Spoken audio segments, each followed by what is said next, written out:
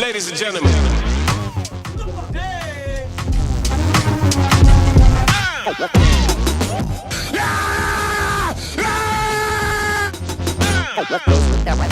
Hey guys, it's your boy CGL back at it again with a brand new video. Today we're going to be talking about the UFC fight that recently happened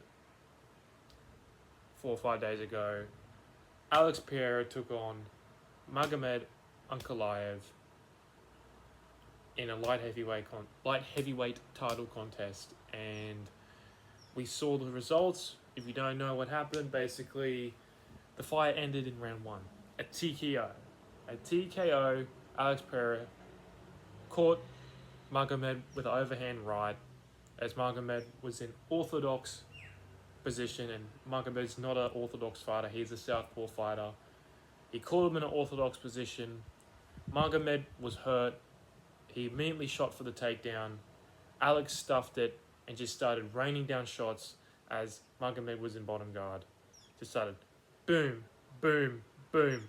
12-6 elbow, boom, boom. It actually was later in that sort of exchange. It really started with just punches going at it in the head. And then later on, he was like, well, MAGOMED's kind of blocking it. So he just started with the 6-12 elbow. And it started landing, and MAGOMED didn't know what to do. He was just like that the entire time. He didn't bother fighting back. And yeah, I mean, it was crazy, bro. I watched the fight live, and it was quite shocking, because if you saw the previous fight with the two, Alex couldn't do really anything with MAGOMED. MAGOMED was on him, pressuring him, was landing strikes of his own. Alex couldn't really hit him with any effective shots. Alex was constantly trying to defend the takedown, which he did really well, because MAGOMED couldn't get any takedowns. But the forward momentum and the fact that MAGOMED landed more, and the fact that he was willing to throw more, won him that fight in a close decision. So seeing that outcome of the second fight, with Alex just destroying him, I was shocked. And I was like, what the hell is this? I mean, how the hell is MAGOMED getting finished like this? Because MAGOMED's a really complete fighter. You know, he's a hard hitter. You know, not a super hard hitter, but he can hit hard.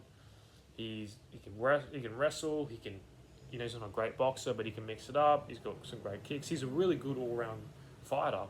And so the fact that he would just sort of get caught with a shot like this and immediately just sort of wail up like this was kind of shocking. But apparently he had a rib injury.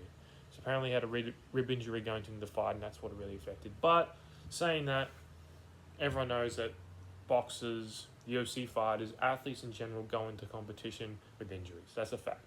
He's not the only one. There's been plenty of athletes who've gone into competition with injuries and still compete, whether they've lost or they've won.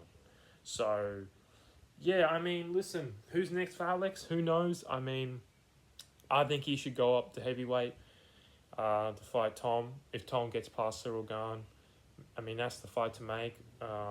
Some people say he should stay down at light heavyweight, take on Carlos Ulberg, take on Yuri Prohaska. I mean, that's possible. That's absolutely possible. But for me, he beat Yuri twice. I mean,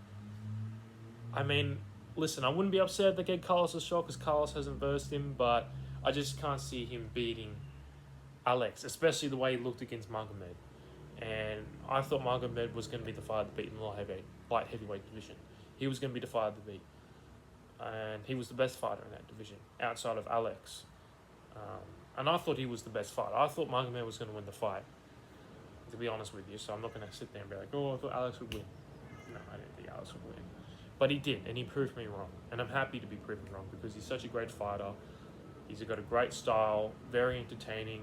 We can sell out the pay-per-views. He's got a gimmick going, not even a gimmick per se, because that's really him, but he's got some sort of personality that's a little different, a mystique about him, and that's what engages the fans, right? The walkouts, to the Sharma, to the stone face, to the sort of that aura, right? That knockout power he has, you know, from the early days of kickboxing to now in the UFC where he's dominating. So yeah, I think if they want to go down the UFC, I'm saying if the UFC wants to go down the route of what we can do to put the best fights forward, what is the most interesting for the viewers and for the company to make revenue, I think him taking on Tom Aspinall. And I am saying Tom Aspinall because I do think he'll beat Cyril Gane. But anything could happen. Cyril Gane can pull out. And that's when, you know, if Cyril Gane beats Tom, we could say, hey, should Alex fight Tom?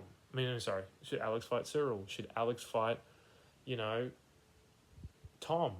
Maybe in his first heavyweight fight, maybe he should stay down and take on Yuri and take on Carlos and whatever. So, yeah, that'll be interesting. And we'll see with that. The next fight, I believe, will be Tom and Cyril.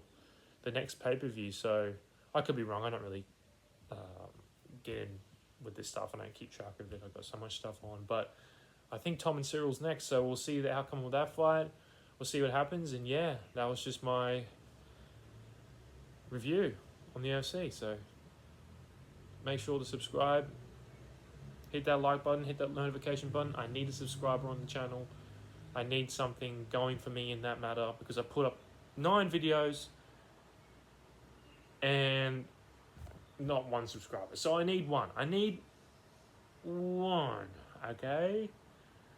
And you better do it because if you don't, I'll find where you live. No, I won't find where you live. I don't really give a fuck where you live. I'm just saying that. Check out. I can't let you get close. Can you hear my...